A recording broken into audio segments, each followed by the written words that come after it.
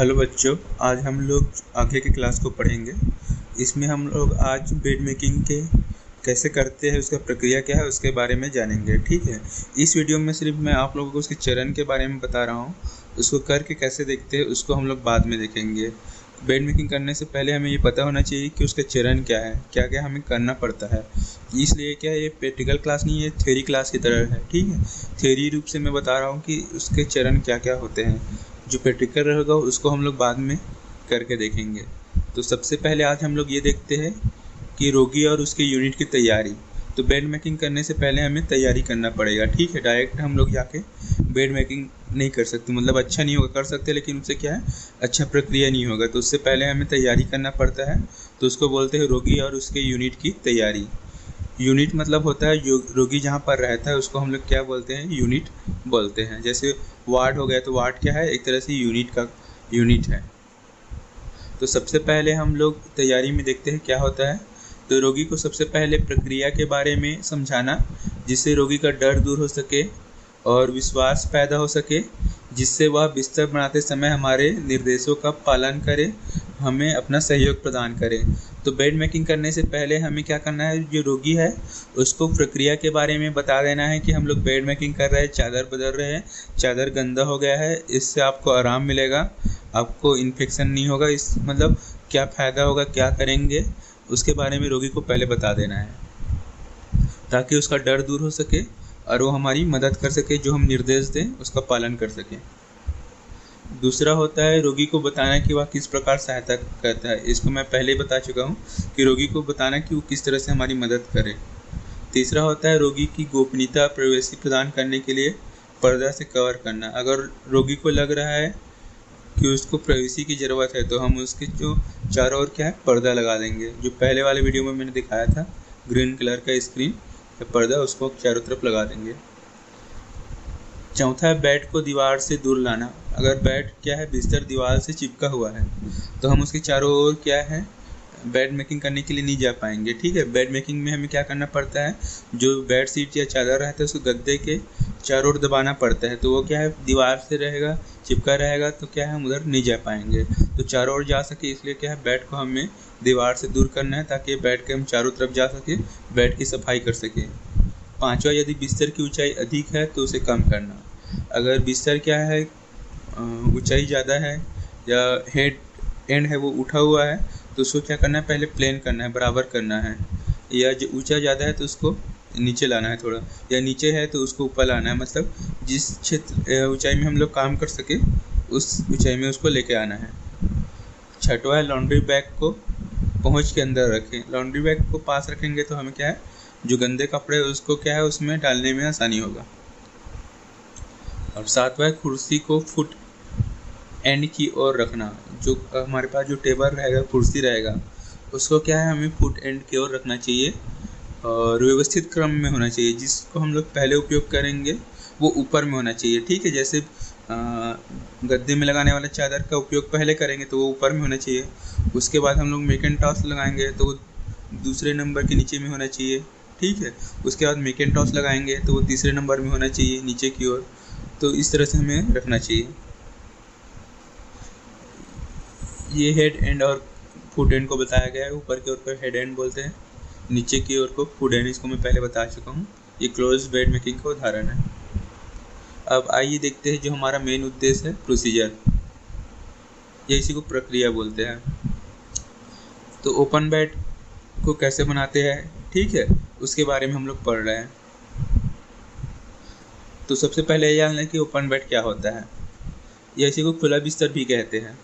तो जब रोगी अस्पताल में आता है, भर्ती होता है, उसके बाद उसे रहने के लिए, रुकने के लिए जो बिस्तर या बेड दिया जाता है उसको हम लोग बोलते हैं ओपन बेड। अब इसके जो चरण है उसको हम लोग देख लेते हैं ओपन बेड मेकिंग के। तो सबसे पहले हमें हाथों की सफाई करना है। तो कोई भी प्रोसीजर से पहले हमें क्या करना रहता है, हैंड वॉशिंग करना रहता है, ताकि इन्फेक्शन ना फैले। ठीक है, हैंड वॉशिंग क्या करता है, इन्फेक्शन को एक दूसरे को फैलने से रोकता है, इसलिए हमें हैंड वॉशिंग करना चाहिए कोई भी प्रोसीजर से पहले या प्रक्रिया से पहले। दूसरा है जो फुट साइड में हम लोग टेबल रखे रहेंगे या कुर्सी रखे रहेंगे, उसमें जो बिस्तर बनाने के जो कपड़े हैं चादर हो गया, ब्लैंकेट हो गया या तकिए का कवर हो गया, उसको हम क्या है एक व्यवस्थित क्रम में रखना है ताकि हमें ढूंढना ना पड़े, जब जब ज़रूरत है हम उसको उठा के उपयोग कर सकें। तीसरा है बिस्तर बनाने की प्रक्रिया के बारे में रोगी और उसके रिश्तेदारों को अच्छे से समझाना। तो हमें क्या है प्रोसीजर शुरू करने से पहले क्या करना रहेगा, रोगी को उसके बारे में बताना रहेगा कि क्या करने वाले हैं, वो हमारी किस तरह से मदद करे, उसका डर दूर हो सके, इसलिए हम ऐसा करेंगे। अगर चौथा है आवश्यकता होने पर रोगी के चारों ओर पर्दा लगाना। अगर रोगी को लग रहा है कि उसे गोपनीयता की ज़रूरत है, प्राइवेसी चाहिए, अच्छा महसूस नहीं हो रहा है कि सब उसे देख रहे हैं, तो उसके चारों ओर हम लोग पर्दा लगा सकते हैं, स्क्रीन लगा सकते हैं। पांचवा है रोगी के सिर को उठाएं और वहाँ से तकिए को निकाल कर उसके कवर को अलग कर उसके बाद तकिए को साफ स्थान में रखें। तो सबसे पहले हमारा काम शुरू होता है, रोगी अगर चल फिर पा रहा है तो उसको अलग कर देंगे, ठीक है, दूसरी जगह भेज देंगे। उसके बाद उस बिस्तर क्या है खाली हो जाएगा। तो उससे पहले हमें तकिया को निकालना है, तकिया को निकाल कर साफ स्थान पर रख देना, उसके कवर को अलग कर देना है। उसके बाद जो बिस्तर में चादर लगे रहेगा, ठीक है, मैकिन्टॉश लगा रहेगा, ड्रॉ शीट लगा रहेगा, उसको सबको क्या है एक एक करके क्या करना है, निकालना है। चादर निकालने के लिए पहले जो वो दबा है चारों तरफ से गद्दे के नीचे दबा रहेगा, उसको पहले हमें ढीला कर लेना है, लूज़ कर लेना है, ताकि चादर क्या है अच्छे से निकल जाए। इसी तरह से हमें क्या है चादर को, मैकिन्टॉश को, ड्रॉ शीट को एक करके निकालना है। अगर नीचे रख सकते हैं या वहीं पास में लॉन्ड्री बैग है तो लॉन्ड्री बैग में भी डाल सकते हैं। सभी गंदे कपड़े को लॉन्ड्री बैग के अंदर में डाल कर रखेंगे। आठवां है फिर गद्दे और बिस्तर को क्या है एंटीसेप्टिक लोशन या कीटाणुनाशक रसायन का उपयोग कर उसके गंदगी और कीटाणु को हटाएंगे। अब हमें क्या करना है, बिस्तर को साफ करना है। हमने उद्देश्य में क्या पढ़ा था, बिस्तर को साफ करना भी क्या है बेड मेकिंग का उद्देश्य है। जब रोगी भर्ती रहता है तो वहाँ पर क्या होता है, बहुत सारे संक्रमण होते हैं, रोगाणु होते हैं। तो उन रोगाणुओं से बचाने के लिए क्या है हमें बिस्तर की सफाई करना पड़ेगा, सैनिटाइज करना पड़ेगा। तो उसके लिए हम लोग एंटीसेप्टिक लोशन का उपयोग कर सकते हैं, या हम लोग जो स्प्रेड रहता है, एसोप्रोफाइल रहता है, ठीक है, स्प्रेड रहता है, उसका उपयोग भी कर सकते हैं। और इससे पहले हमें क्या करना है, अगर बेड में कोई धूल है, गंदगी है, तो उसको डस्टर की सहायता से हमें साफ करना चाहिए। उसके बाद ही हमें सैनिटाइज करना चाहिए, मतलब कीटाणुनाशक का उपयोग करना चाहिए। इतने सब होने के बाद अब हमारा 9वां चरण में रहेगा, उसके ऊपर एक हम क्या है साफ चादर को लगाएंगे, बेडशीट को लगाएंगे, और उसको हम लोग क्या है गद्दे के चारों ओर से क्या है दबा कर रखेंगे, ठीक है। अब इनके जो कोन होता है, कॉर्नर होता है, वहाँ पर हम लोग मिटर कॉर्नर बनाते हैं। तो उसके बारे में मैं बाद में बताऊंगा, उसका मैं लास्ट में हो सकेगी तो पिक्चर दिखाऊंगा कि कैसे बनाते हैं, ठीक है।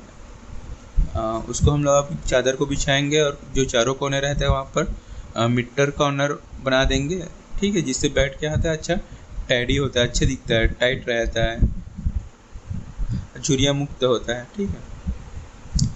10वां चादर के ऊपर अब मैकिन्टॉश को लगाएंगे। अब बेडशीट को हमने लगा दिया है बेड गद्दे के ऊपर, अब उसके ऊपर हम लोग क्या करेंगे मैकिन्टॉश लगाएंगे, जो क्या करता है चादर को गंदे होने से बचाता है।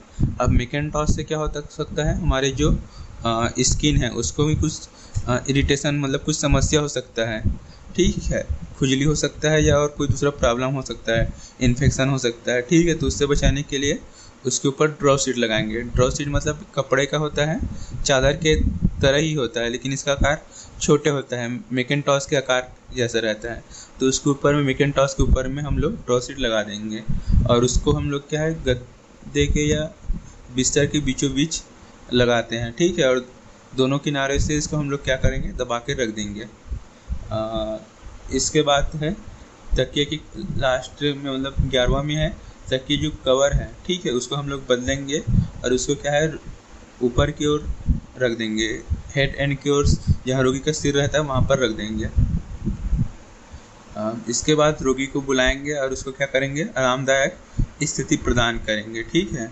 उसके बाद रोगी को क्या करेंगे हम लोग चादर से कवर करके, मतलब रोगी के ऊपर क्या है चादर को लगा देंगे और उसको कवर कर देंगे अच्छे से। और अगर बचे हुए भाग है चादर का अतिरिक्त भाग तो उसको हम लोग आधा मोड़ के वापस नीचे की ओर ला सकते हैं। और 14 है अंत में हम लोग क्या करेंगे, हाथों की सफाई करेंगे। अब बेड मेकिंग बनाने में जीडीए की क्या जिम्मेदारी होता है उसको देख लेते हैं।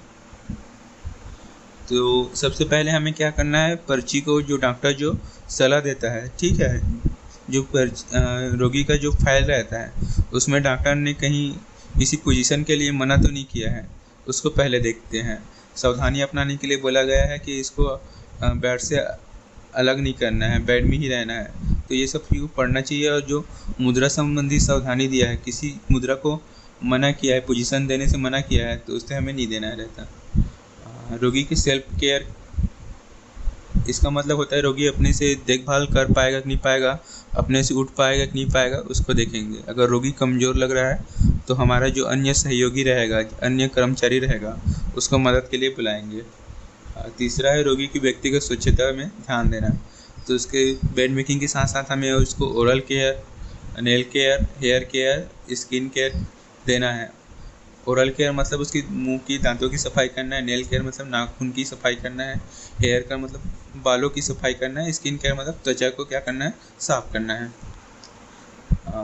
चौथा है रोगी को बेड सोर से बचाना या दबाव के कारण होने वाले घाव से बचाना।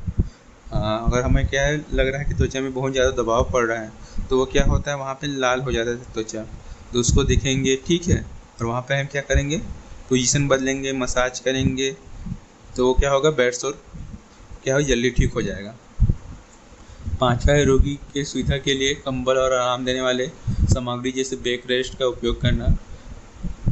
तो जो रोगी को आराम देने के लिए कई सामग्री उपयोग होता है अस्पताल में, तो अगर वो उपयोग हो रहा है तो उसको क्या है, बेड मेकिंग के बाद लगाना। जैसे बैक रेस्ट हो गया, नी रेस्ट हो गया। बैक रेस्ट मतलब जो पीठ को आराम देता है, ठीक है, इसका भी मैं चित्र आप लोग को बाद में दिखाऊंगा। छठवा है पुराने गंदे और उपयोग हो चुके बिस्तर की चादर, तकिए या कवर, कंबल आदि को बदलना। अगर हमें लग रहा है कि रोगी का जो तकिया है, चादर है, कंबल है, गंदा हो गया है, तो उसे क्या करना, चेंज करना, बदलना, ये भी जीडीए की जिम्मेदारी है।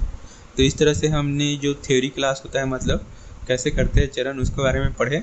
अब जो अगला वीडियो मैं बनाऊँगा, या हो सके तो बाद में बनाऊँगा स्कूल खुलने के बाद, तो उसको हम लोग इसको डेमो करके देखेंगे, डेमोन्स्ट्रेशन में देखेंगे कि करते कैसे हैं। अब इसे हम अभी क्या है, थ्योरी क्लास में समझ गए हैं कि क्या क्या हमें करना पड़ता है, क्या होता है। अब अगला हम लोग इसे करके देखेंगे। थैंक यू बच्चों।